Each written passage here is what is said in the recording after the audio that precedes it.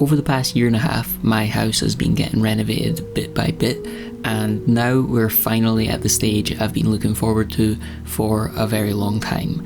Renovating the old, uninspiring bathroom. I mean, come on, look at that shower cubicle. There's no way I could possibly enjoy singing in there. So I've spent the last few weeks designing my new bathroom, and I'm honestly pretty delighted with how that process has gone. And because planning a bathroom makeover can be quite an overwhelming task, I thought I'd package up all of the steps and useful tips I implemented as part of my own process and share them with you all in today's video, how to design your dream bathroom. Now, ordinarily it would be entirely acceptable to design your new bathroom without demolishing it first, but because of how old this house is, and by old I mean it was built all the way back in the 1700s, you never really know what kind of potential there is for the space until you've taken away what's already there. For all you know, there might be extra room behind the walls that you can utilise, or a burst pipe that's been leaking for decades that you need to fix. It's kind of like what Forrest Gump said about never knowing what you're going to get in life, although instead of chocolate, the surprises with old houses are usually just mould and dampness. As it happens, Sean Paul the joiner did find some mouldy bits of wall behind the tiles,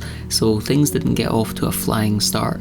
Thankfully, as he pulled away more of the wall, it didn't end up being too severe. There were a few mouldy bits here and there, the floor was a bit fusty, and the toilet waste pipe had been leaking a little bit over the years, which wasn't the most fragrant of discoveries, but overall there wasn't anything that was hugely worrying. As suspected, there was a fair bit of dead space behind the wall where the shower and sink had been. Within the last 100 years, this house has been extended twice, and the stone wall that became exposed was where the original building used to end. Unfortunately, this wall needs to stay because the support beams for the roof are fixed to it.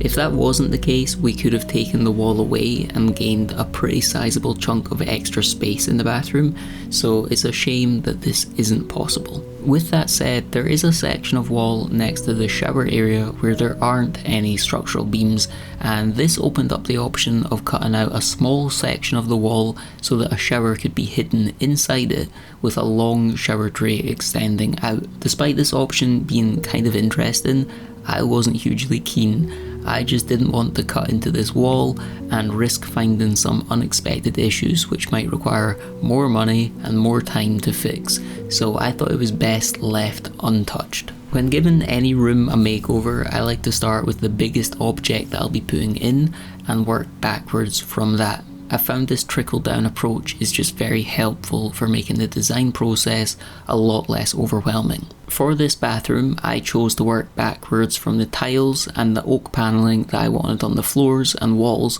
because these two elements would be taking up the most surface area in this room. I'd seen these terrazzo tiles online which came in light and dark colorways, so I ordered full-size samples of both to see what I preferred. The effect on these tiles might look a bit garish, but these were just for a feature strip, not the whole shebang. You'll see what I mean in a minute. On the opposite wall, I wanted to add some oak panelling.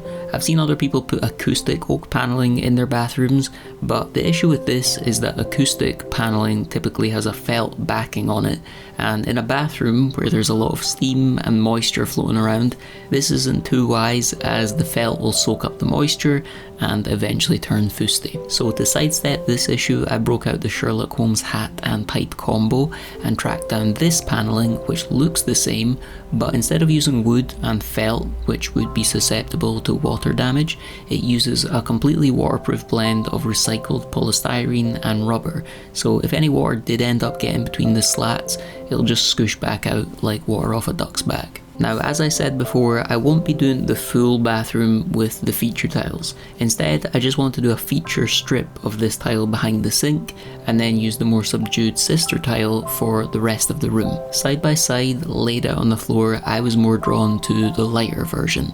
My goal throughout this renovation has been to make this place more bright and airy, and I just think using a very dark tile would be counterintuitive to that. So with my tiles picked and the oak panelling tested, it was time to break out the mood board, just to make sure that the products I had picked looked good together. I did this in Photoshop, but you can use any similar program, or even print out your pictures and physically shuffle your ideas around until you end up with a selection of choices that you like for your space. To start with, I made the background the same colour as the floor and wall tile, added the style of oak door I want to put in, dropped in some oak panelling, then put in a strip of the feature tile. I was really happy with how these base elements looked, so the next step was choosing bathroom furniture which would go well with the tiles and panelling that I'd picked. We're talking the shower, sink, punch bag, toilet and the finishes. To figure this aspect out, I used Pinterest and Instagram. It's very easy and helpful. You just create a board on Pinterest or a collection on Instagram and then search for and save ideas to them. Instagram and Pinterest will then learn what you like and serve you more content which matches with your style, helping you build a collection of ideas and inspiration which aligns with your dream bathroom. I would show you my Instagram explore page as an example, but it's a bit embarrassing right now. It's just filled with videos about golf and Sabrina Carpenter, which is strange because I don't even watch golf. Once I'd figured out the style of bathroom I wanted, the next step was choosing the brand I'd be going for with the different bathroom products. Setting out, I had a few key points that I was looking for. I wanted a company that was well respected, came with solid product guarantees, and above all else had a high level of consistent quality across their range of products. From my research, I found that a lot of bathroom companies specialise in one particular area but aren't very good in others. So they might make very good showers, but their toilets, sinks and taps are horrible. In the end, the brand aligned with all of the points I was looking for was a company called Crosswater. I loved the style of their products. A lot of their catalogue came with very reliable guarantees of 10 years, sometimes even lifetime guarantees, and after asking various bathroom installers, they all seemed to hold Crosswater in high regard, so the boxes were all ticked. Full transparency, following my decision to go with them, I reached out to Crosswater and asked if they'd like to sponsor this video, and they agreed, so I kind of lucked out there. As a little behind the scenes of my multi-trillion-dollar influencer business, that's how I typically go about getting sponsored. I'll find a product or a company that I like, and then reach out to them rather than taking sponsorships from any old brand. So I hope that's okay with all of you. So having made my decision to go with Crosswater, I went and visited a local bathroom company's showroom who stocked their products, just so I could get some hands-on experience with the different product options I was considering. After looking around, I was pretty settled on the style and finishes of the products I wanted to go with, so let me go over what I picked and why. Once again, using the trickle-down process where I work back from the biggest to the smallest items, like I did with the tiles and the panelling, the first items I chose were the shower and enclosure. For this, I went with Crosswater's Asura Quadrant enclosure in brushed brass and paired this with their brushed brass central multifunction shower. I then added a matching brushed brass shower niche so that I could keep my bottles organised and my enclosure tidy. A cool feature of this niche is that it has a little optional lighting strip which projects a warm light across your products. This makes it easy to see what you're reaching for and therefore helps you avoid accidentally mixing up your shampoo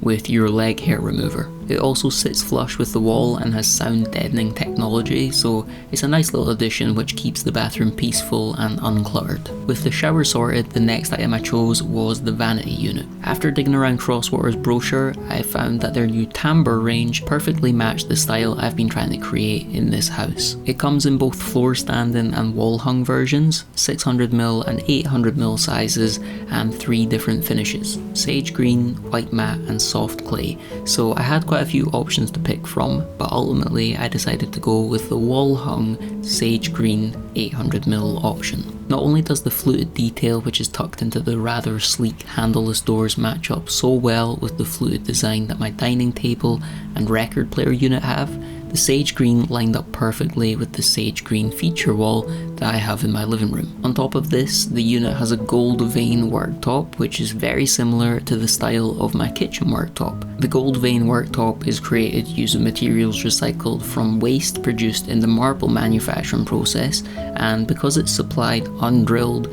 it means I pretty much have free rein when it comes to deciding on the style and placement of the countertop basin and tap. I'm aware that I'm kind of yapping about this vanity unit, but I'm just very excited about it. To complete the trickle-down design process, we had the small but impactful finishing touches, which included things like the towel ring, soap dispenser, and toilet roll holder. For these elements, I went with Crosswater's new rotor range. I just really loved the idea of having this consistent and unique square design across all of these little finishing touches, and speaking of consistency, I was able to go with the brushed brass finish for all of these accessories, meaning I was able to match them up with the much larger brushed brass elements I had already picked. Having chosen all of my products, which you can find linked below alongside a link to find your local retailer, I went back and filled out the rest of my mood board. I then took some measurements of the space and sent them off along with the mood board to an architect from Fiverr called Max, who I've used a couple of times in the past,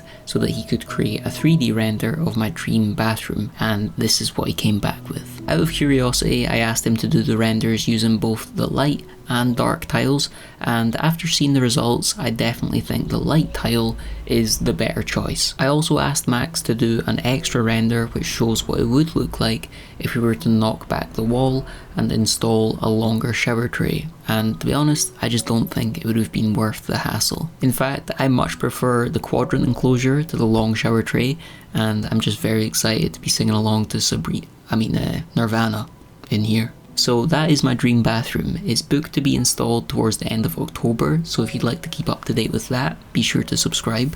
I hope seeing my design process has been helpful to any of you doing something similar. If it has, be sure to drop a like. Aside from that, thanks for watching, and I'll catch you all in the next one.